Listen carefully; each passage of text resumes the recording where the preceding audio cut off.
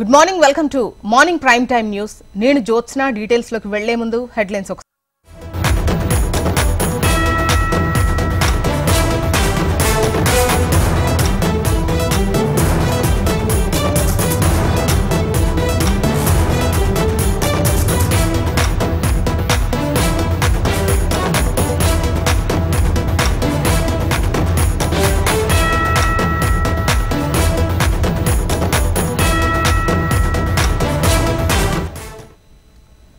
సాహితీ ఎండీ లక్ష్మీనారాయణను నాంపల్లి ప్రత్యేక కోర్టు కస్టడీకి అనుమతించింది. 14 రోజుల పాటు కస్టడీకి ఇవ్వాలని కోరింది ఈడీ. ఇప్పటికే లక్ష్మీనారాయణకు 14 రోజుల పాటు కోర్టు రిమాండ్ విధించింది. 14వ తేదీ వరకు జ్యుడిషియల్ కస్టడీకి అనుమతించింది నాంపల్లి కోర్టు. నిన్న సాయంత్రం బుదాటి లక్ష్మీనారాయణను కస్టడీలోకి తీసుకున్నారు ఈడీ అధికారులు. వివరాలు మనకు అమరేందర్ రెడ్డి అందిస్తారు. అమరేందర్ రెడ్డి.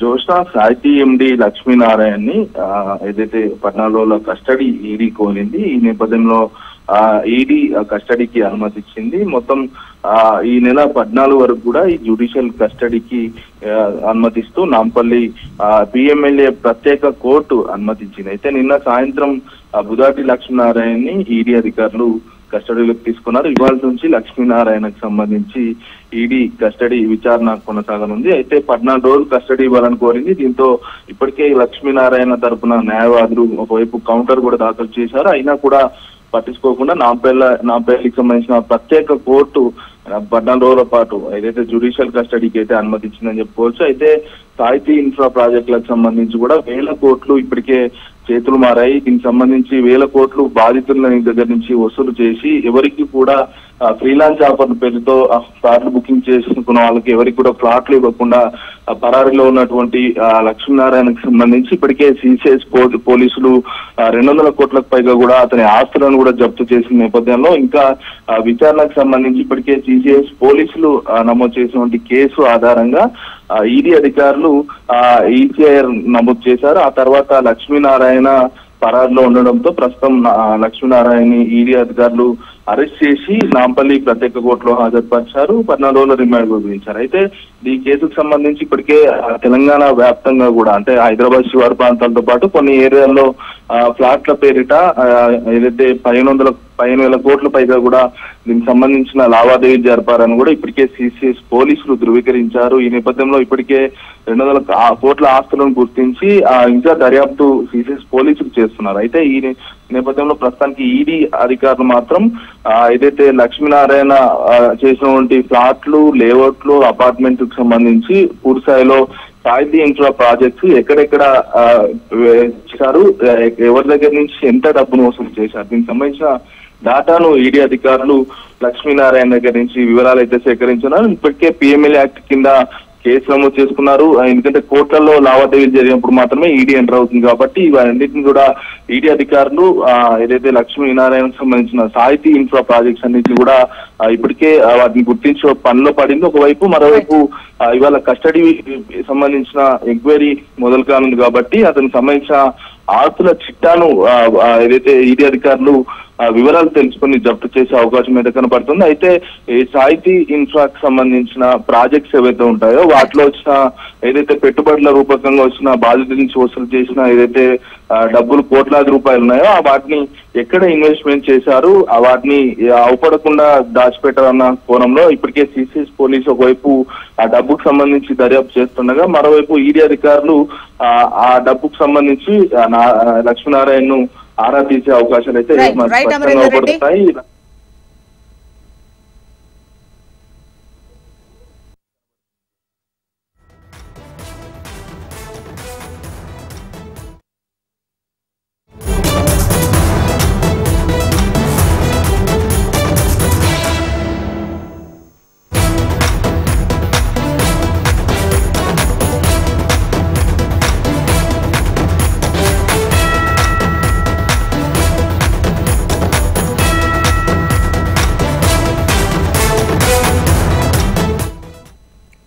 రాష్ట్రంలో కొత్తగా మద్యం దుకాణాల కోసం ప్రభుత్వం దరఖాస్తులు ఆహ్వానించగా తొలి రోజే 200కు పైగా అప్లికేషన్స్ వచ్చాయి. వీటిలో ఆఫ్లైన్ విధానంలో స్థానిక ఎక్సైజ్ స్టేషన్స్ లో నేరుగా సమర్పించినవే ఎక్కువగా ఉన్నాయి.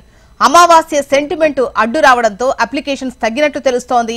ఆన్లైన్లో అర్జీల స్వీకరణకు ప్రత్యేక వెబ్ పోర్టల్ను ఏర్పాటు చేశారు. మొత్తం 1,00,000కు పైగా అప్లికేషన్లు రావచ్చని అధికార వర్గాలు అంచనా వేస్తున్నాయి. ఒక్కో అప్లికేషన్ కు నాన్ రీఫండబుల్ ఫీజు కింద 2 లక్షలు నిర్ణయించింది ప్రభుత్వం. అప్లికేషన్ పూర్తయ్యే వరకు నాన్ రీఫండబుల్ అప్లికేషన్ ఫీజుల ద్వారానే దాదాపు 2,000 కోట్లు రావచ్చని ప్రభుత్వ వర్గాలు అంచనా వేస్తున్నాయి.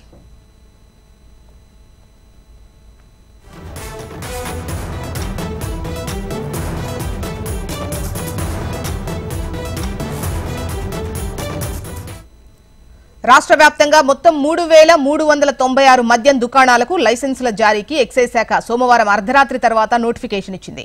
మంగళవారం అమావాస్య కావడంతో వ్యాపారులు పెద్దగా ఆసక్తి చూపలేదు. మొత్తంగా 1,00,000కు పైగా దరఖాస్తులు రావచ్చని ఎక్సైజ్ అధికారులు అంచనా వేస్తున్నారు. 2017లో 4,380 మద్యం దుకాణాలకు నోటిఫికేషన్ ఇవ్వగా ఒక్కో దానికి సగటున 18 చొప్పున మొత్తం 78,000 దరఖాస్తులు అందాయి. ఈసారి 3,396 దుకాణాలకు గాను ఒక్కో దానికి సగటున 30 వరకు దరఖాస్తులు పడతాయని అంచనా వేస్తున్నారు. ఈ నెల 9 వరకు గడువు ఉండగా చివరి 3 రోజుల్లో ఎక్కువ దరఖాస్తులు వచ్చే ఛాన్స్ ఉంది. రాష్ట్రంలో కొత్తగా మద్యం దుకాణాల కోసం ప్రభుత్వం దరఖాస్తులు ఆహ్వానించగా తొలి రోజు 200కు పైగా అప్లికేషన్స్ వచ్చాయి. వివరాలు మనకు కాంతి అందిస్తారు. కాంతి,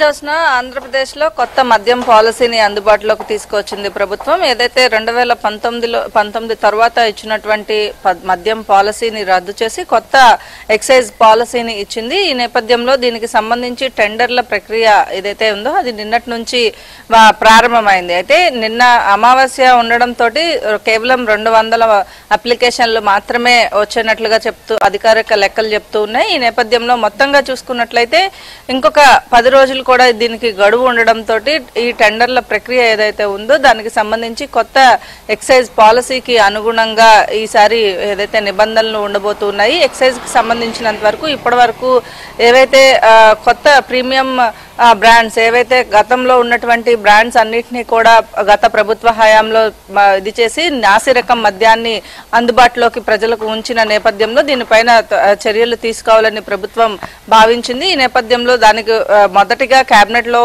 ఎక్సైజ్ పాలసీకి సంబంధించి ఒక పెద్ద కసరత్తునే చేసిందని చెప్పాలి. దీనికి సంబంధించినటువంటి బ్రాండ్స్ విషయంలో కావచ్చు, అలాగే షాప్స్ టెండర్స్ పిలిచే విషయంలో కావచ్చు పెద్ద ఎత్తున చర్చలు జరిపిన తర్వాత ఈ ఎక్సైజ్ పాలసీని అయితే క్రియేట్ చేసింది. రాష్ట్రంలో కొత్త ఎక్సైజ్ పాలసీ అమలు కావడంతో 1వ తేదీ నుంచి నిన్నటి నుంచి ఇప్పటి వరకు ఉన్నటువంటి ఇవైతే అన్ని కూడా ఏవైతే పాత బ్రాండ్స్ అన్నిటిని రద్దు చేసి కొత్త బ్రాండ్స్ ని తీసుకురావడం, అలాగే కొత్తగా ఏదైతే ఒక రేట్ ని ప్రకటించింది, రేట్లను కూడా తగ్గిస్తూ ప్రకటించిందో ఆ రేట్లన్నింటినీ కూడా నిన్నటి నుంచి అమలులోకి వచ్చాయి. ఈ నేపథ్యంలో ప్రీమియం బ్రాండ్స్ తో పాటుగా ప్రీమియం షాప్స్ ని కూడా ఏవైతే కొన్ని ప్లేసెస్ లో ఈ మద్యం దుకాణాలకి సంబంధించినంత వరకు ఇప్పటి వరకు ప్రభుత్వ ఆధీనంలో గత ప్రభుత్వం తీసుకున్న నేపథ్యంలో వాటిలన్నింటినీ రద్దు చేసింది. ఈ నేపథ్యంలో కొత్త బ్రాండ్స్ ని అందుబాటులోకి తీసుకురావడంతో పాటు ప్రీమియం షాప్స్ ని కూడా ఎక్కడైతే 50 లక్షల పైబడి జనాభా ఉంటారో దానికి ఫీజును నిర్ణయించింది. అలాగే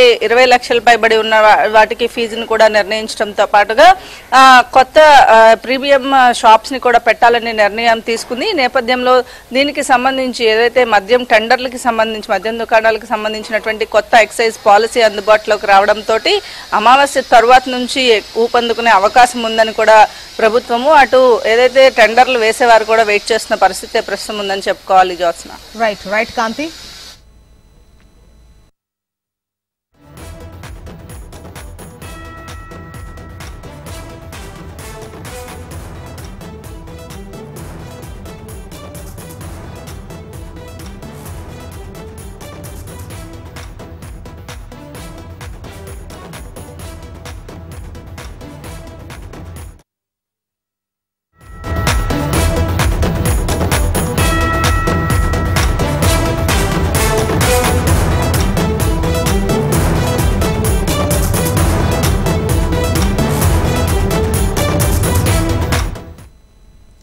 కర్నూలులో పర్యటన ముగించుకున్న సీఎం చంద్రబాబు నేడు మచిలీపట్నంలో పర్యటించనున్నారు.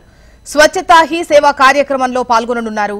ఈ వేస్ట్ ఎగ్జిబిషన్ ను ప్రారంభించనున్నారు. వ్యర్థాలతో తయారు చేసిన కళాకృతుల ప్రదర్శనను పరిశీలించనున్నారు. టీటీడీ కళ్యాణ మండపంలో జరగనున్న స్వచ్ఛతా హీ సదస్సులో పట్టణాభివృద్ధిపై మంత్రులు సీఎం చంద్రబాబుకు నివేదిక సమర్పించే అవకాశం ఉన్నట్లు తెలుస్తోంది.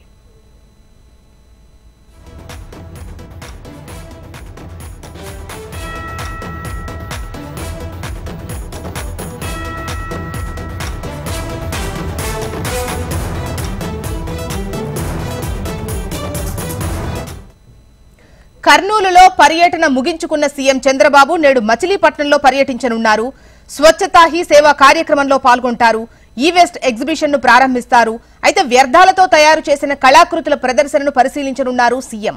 టీటీడీ కళ్యాణ మండపంలో జరగనున్న స్వచ్ఛతా హీ సదస్సులో పట్టణాభివృద్ధిపై మంత్రులు సీఎం చంద్రబాబుకు నివేదిక సమర్పించే అవకాశం ఉంది.